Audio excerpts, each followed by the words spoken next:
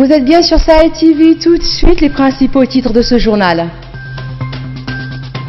Élection du 1er septembre, l'heure est à l'évaluation. Alors que l'UPR se félicite des résultats, l'opposition dénonce des irrégularités.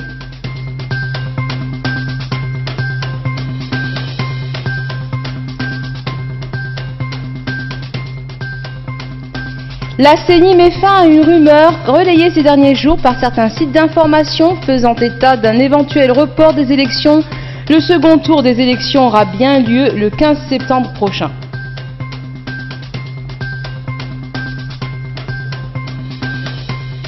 Alors que le régime de Damas mène une offensive majeure contre l'enclave rebelle d'Idlib, Paris et Londres se disent prêts à intervenir en cas de recours à l'arsenal chimique.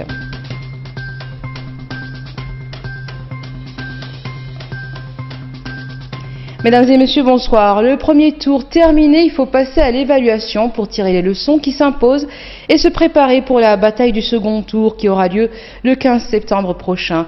À l'UPR, comme à l'opposition, le format choisi pour communiquer, c'est la conférence de presse. Alors que le parti au pouvoir se félicite de ces chiffres, l'opposition de son côté accuse et a dénoncé l'incompétence de la CENI et la faiblesse de ces structures qui ont, selon elle, favorisé l'UPR. Sid Ahmed Bililato. C'est un sentiment de satisfaction qui domine à l'UPR au lendemain de la proclamation des résultats du premier tour des élections du 1er septembre dernier. Le parti se félicite de la majorité écrasante qu'il a eue à ce stade de la compétition, a déclaré son président au cours d'une conférence de presse qu'il a organisée aujourd'hui à Nouakchott. Une conférence destinée justement à l'évaluation du premier tour. Pour Sidi Mohamed Maham, l'UPR devance largement ses autres concurrents. Il remporte 67 sièges dans la future Assemblée sur 157, 103 conseillers municipaux sur 195,4. Sur 195,4 conseils régionaux sur 13. Il est en ballottage aux législatives pour 22 sièges dans 10 circonscriptions, pour les régionales dans 9 circonscriptions et pour les municipales dans 92 communes. Ces résultats sont d'autant plus importants quand on mesure la portée de l'adversité et les difficultés rencontrées au cours de l'accomplissement de la tâche, ont indiqué les responsables de l'UPR. Quant à l'opposition, elle a fait son évaluation à sa manière. Ces partis réunis au sein de la CEO, coalition électorale de l'opposition, ont organisé hier soir une conférence de presse. Pour la CEO, l'échéance a été organisée dans des conditions telles qu'il est impossible de garantir un minimum de sérieux, d'organisation et de crédibilité. Ainsi, le pouvoir a tenu à organiser 5 scrutins concomitamment dans l'improvisation et dans un laps de temps très court et non adapté. La gestion de l'opération, au départ très complexe, a été confiée à une commission dépourvue de légitimité dont les membres ont été désignés sur des bases loin des critères de l'indépendance, du professionnalisme et de l'expertise. De même, les démembrements de cette commission ont été choisis suivant les mêmes considérations de parenté, d'appartenance partisane et de népotisme. Naturellement, on ne pouvait pas attendre une élection organisée dans de telles conditions et par une telle commission que l'anarchie générale qui a eu lieu. L'embarras des électeurs et les agissements irresponsables et inacceptables de la part de la commission et de ses démembrements, ce qui a ouvert la voie toute grande à toutes sortes de fraudes, de manipulations et d'infractions. L'opposition a appelé tous les partis à la mobilisation au vote massif en faveur des listes de l'opposition démocratique au deuxième tour, ainsi qu'en faveur de toutes les listes concurrentes du parti au pouvoir, et à faire face avec vigilance, force et détermination aux tentatives de fraude et de malversation.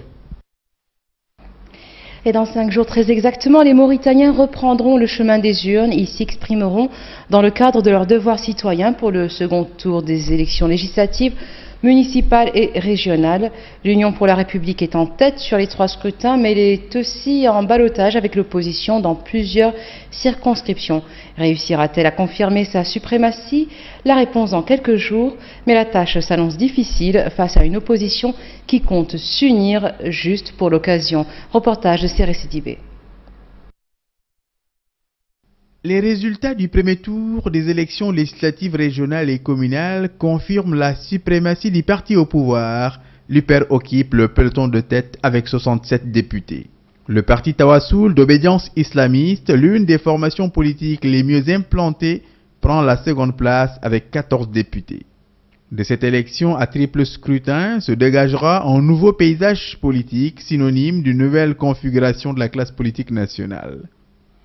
L'Assemblée nationale redeviendra une véritable tribune de débat, d'autant plus qu'elle intégrera de nouvelles figures politiques, parmi lesquelles des jeunes et novices en politique, pour la plupart, mais surtout le retour de certaines grandes figures de l'opposition. Cette situation aura un impact certain sur le niveau et la qualité des discussions au niveau de l'hémicycle. En ce qui concerne les élections communales, le parti au pouvoir est pratiquement en ballottage avec l'opposition dans toutes les wilayas du pays. À titre d'exemple, dans les 3 wilayas de Nouakchott, en deuxième tour doit départager l'UPR et l'opposition. Ce second tour s'annonce donc difficile pour le parti au pouvoir qui doit en découdre avec le mot d'ordre lancé par l'opposition, plus que jamais unie. Je cite, « Voter pour n'importe quel parti engagé dans un second tour contre l'UPR ». Pour la tenue du second tour, la CENI a coupé court aux rumeurs de report de la date du 15 septembre. Le second tour se tiendra donc dans 5 jours. Mais nous espérons que la Commission électorale nationale indépendante a tiré toutes les leçons du premier tour et l'a présenté une copie loin d'être terrible. Et nous passons maintenant aux pluies. Les quantités de pluie suivantes ont été enregistrées au cours des dernières 24 heures dans certaines localités du pays.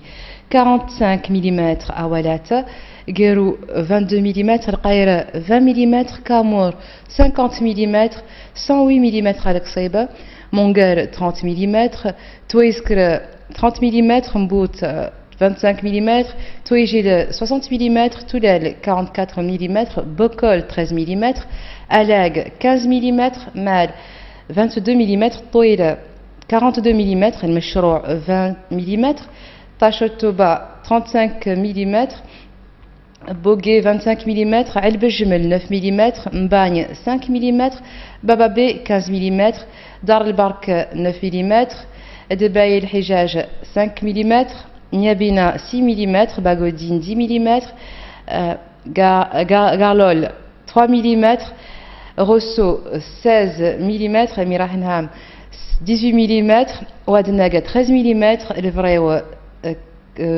45 mm, Boutilimit 9 mm, Rkiz 7 mm, Tekan 4 mm, Bahreïn 12 mm, Tigent 4,5 mm, Medavr 33 mm, Lercheb 10 mm, Radi 1 mm, Selibabi 12 mm, Tachot 40 mm et enfin 20 mm à Orienge.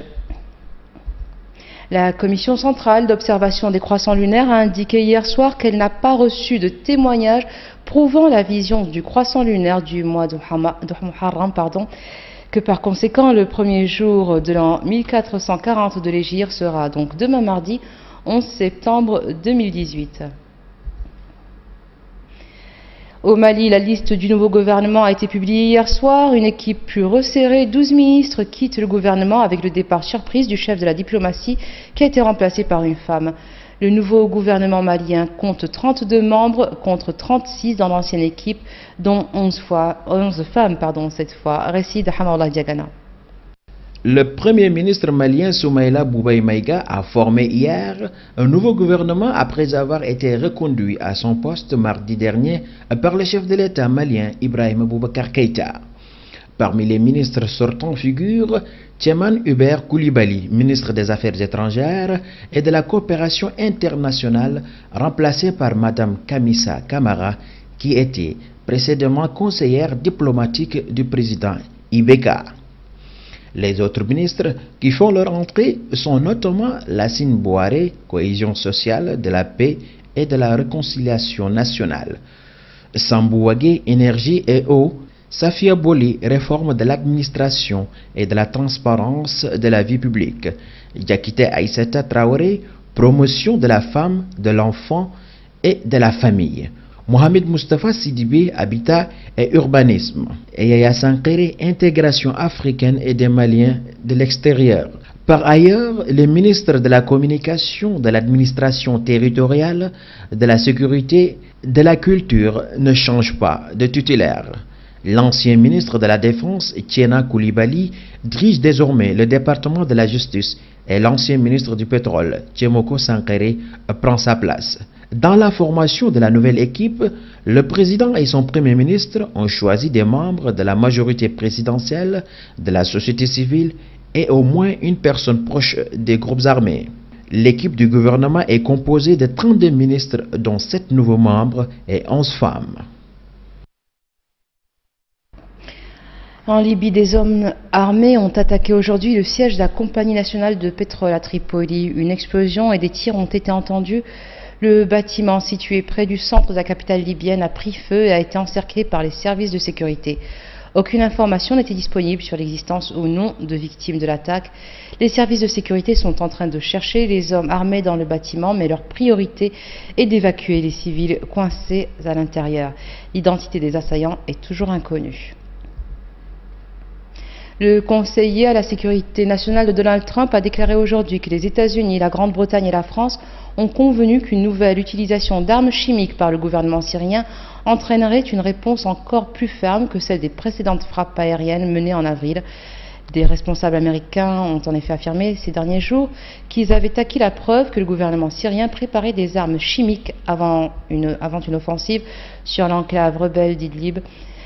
De son côté, la Russie a demandé aujourd'hui à la présidence du Conseil de sécurité de l'ONU de convoquer demain à 15 h une nouvelle réunion sur cette zone afin de rendre compte du sommet tripartite tenu vendredi à Téhéran, sommet qui a réuni des Russes, Turcs et Iraniens qui n'ont pas réussi à se mettre d'accord sur la possibilité d'une trêve à Idlib.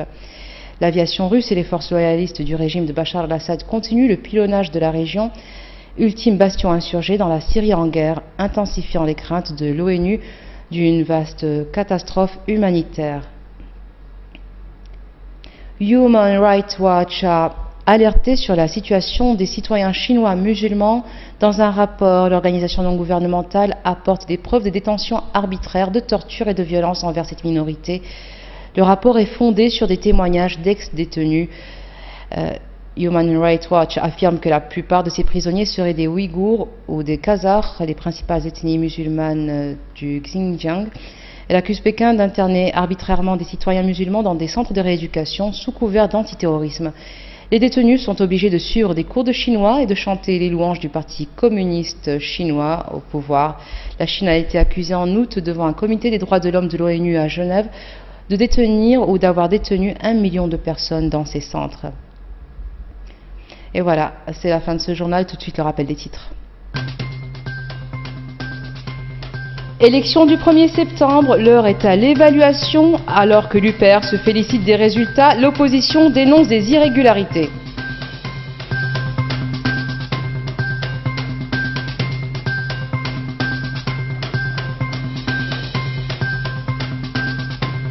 La CENI met fin à une rumeur relayée ces derniers jours par certains sites d'information faisant état d'un éventuel report des élections. Le second tour aura bien lieu le 15 septembre prochain.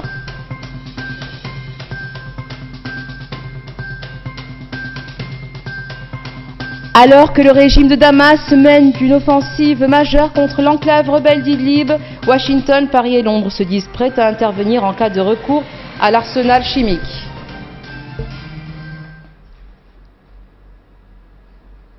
Merci d'être resté avec nous. Excellente fin de soirée sur Sahel TV.